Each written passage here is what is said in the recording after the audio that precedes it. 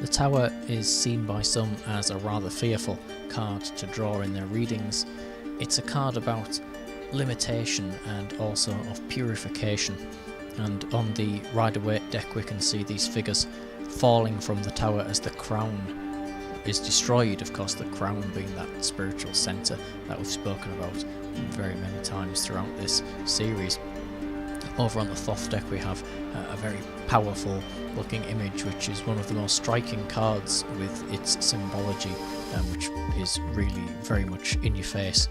And on the Tree of Life, the Tower card connects the paths of Hod and Netzach, and therefore it represents energies of emotion and intellect, or left brain and right brain as we've had before, the duality which is present in every single card.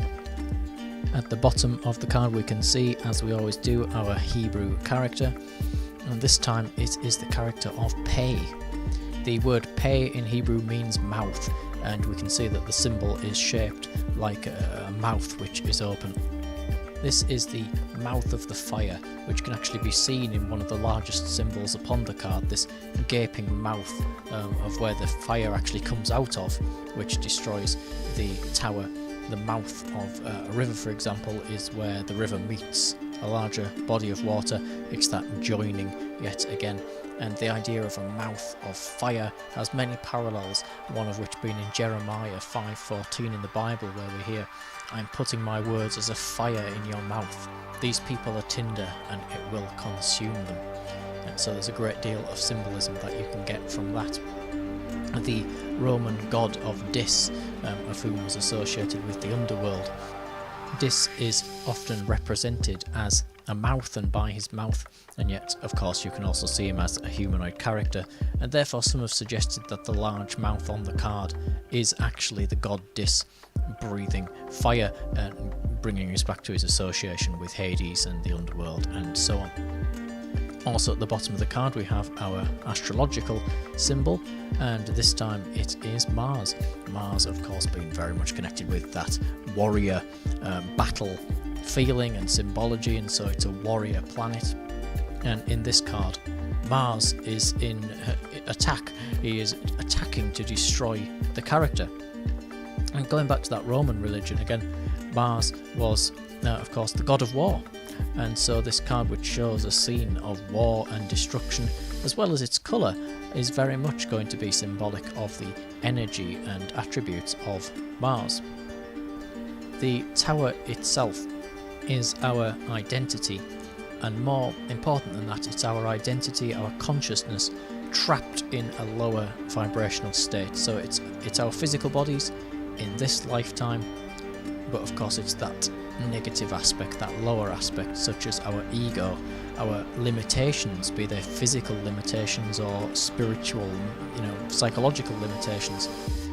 This, of course, in the grand scheme of things, is only a very small part of our true nature as enlightened, conscious beings.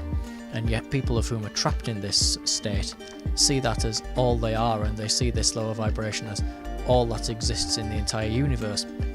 And so that limitation, that illusion, needs to be destroyed in order for us to break out of it and break free. And so this is one of the reasons why the tower is being destroyed, in that our limitations need to be smashed down in order to rebuild and in order to escape from the limitations. Crowley, actually, in the Book of the Law, talks about love, and love is the law, love under will. And so the key to actually doing this, and the key to breaking all these things away, is through love. Now, quite interestingly, you can see here two symbols on the card, one of which is a serpent with an interesting sun head halo behind it, and the other is a dove. Now, Crowley speaks about these in the Book of the Law. He says that there are two kinds of love, and that one love associated with the dove, and one love associated with the serpent. This is a symbol which we see throughout other thelemic works as well.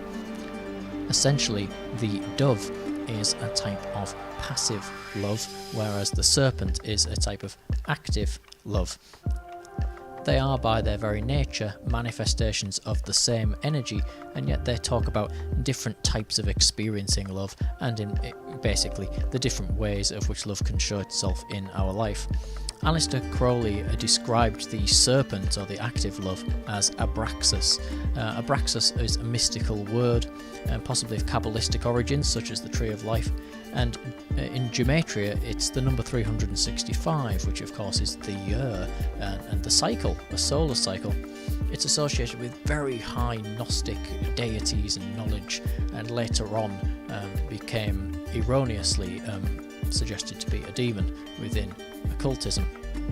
Abraxas represents both life and death at the same time, and so it's talking about being both a destroyer and a builder, both a lover and a killer and all that type of thing, which we've seen before. And so essentially what this is saying, when you break it down, is that love in its very highest form destroys those illusions. It reconciles these opposites into one, and everything is dissolved, everything is made up with each other, all our troubles are far away, and what was a limitation to us and what was holding us back is broken down and is no longer relevant.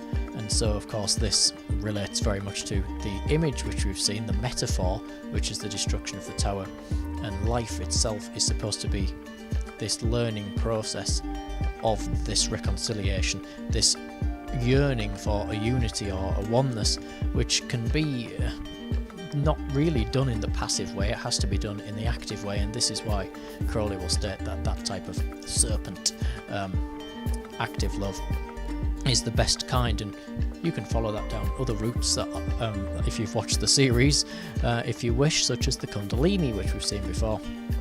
Staying on that particular theme, we have at the top of the card the eye, and this is actually the eye of Shiva. That's what it actually represents. And essentially when this eye of Shiva is opened, the universe, the world that it sees, is destroyed, and when that world of illusion is destroyed, we gain enlightenment. We break away from the limitation and we rise on high to enlightenment.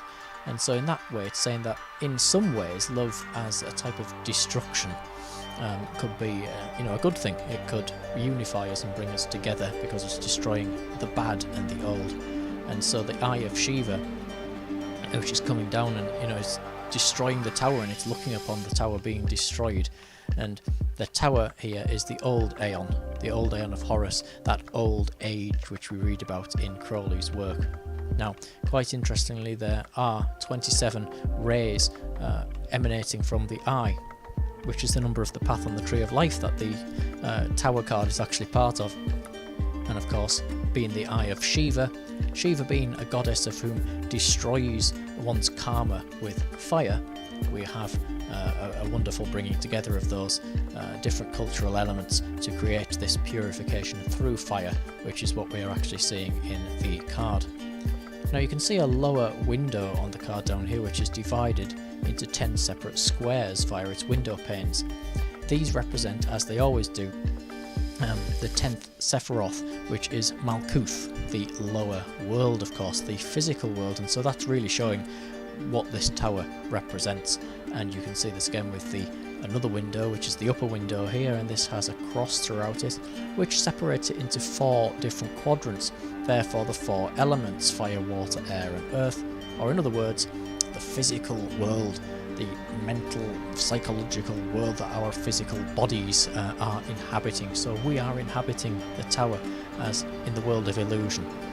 And all that world of illusion, that world of what we think is solid but is actually all vibration and frequency and so on, is destroyed as the tower falls down.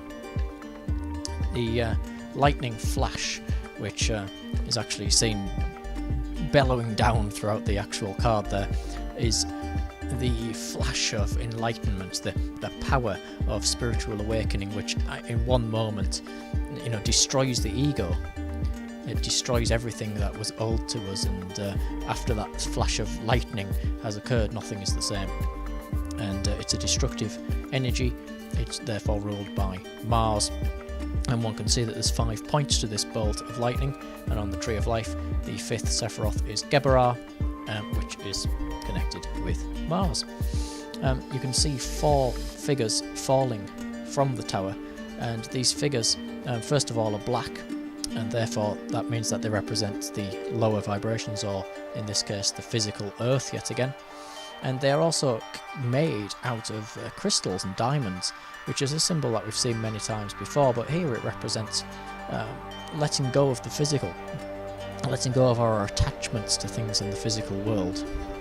And it can also represent that the bodies are made out of these attachments. They're made of the stuff of the physical world, and yet within them is Kether as well. So, you know, there's a lot of different symbols we can see there within that. Now, there are 9 flames which are coming out of this mouth and destroying the tower.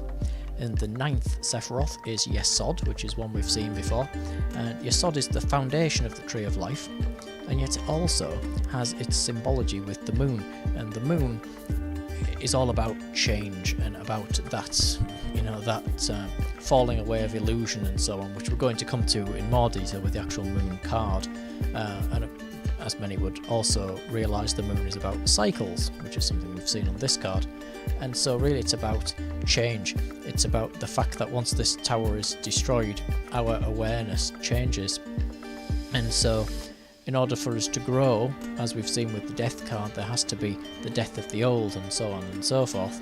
And so rather than it being a more passive change, the tower is a forced change. It's that flash of the lightning and right, we're in the tower's coming down, things are changing, structures are falling away, illusions being destroyed, and there we are, you know, it's right in front of us. You have no choice but to change, essentially, when you've got to this point. And so really, if you're to draw this card in your tarot reading, it can mean things like that. It can mean that it is the destruction of the old. So you're going to be basically looking at life in a different way, which means that you've evolved. Because when we look at life in a different way, our perspective changes, and we look back at things that may have frightened us, for example, before, and say, well, why was I scared of that? It's basically giving you an opportunity for growth in that type of way. And yet it can also mean that there may be a time of turmoil or destruction. You know, if you were falling out of the tower, in the actual very moment that you were falling out, it wouldn't be a particularly pleasant time. And yet, but it's asking you to understand that sometimes things have to collapse down in order for us to rebuild them. Sometimes we have to be perhaps even forcefully removed from illusions and limitations in order to get back onto our path. And that indeed is the path that we've been seeing through the tarot, because it's going through that fool's journey. And if we look at the cards as a journey, we can see that the tower is giving the fool here on his journey an opportunity. He can move on to what's going to be the next card, a wonderful card of the star, or you can fall back and stay in the physical world, go back to the old card of the devil, that world of the continuing cycles of the physical manifestations. And really it is that. This card, although it can be quite frightening, we have to look beyond the fear, which is what it's saying, and once you've looked beyond the fear, there is your opportunity.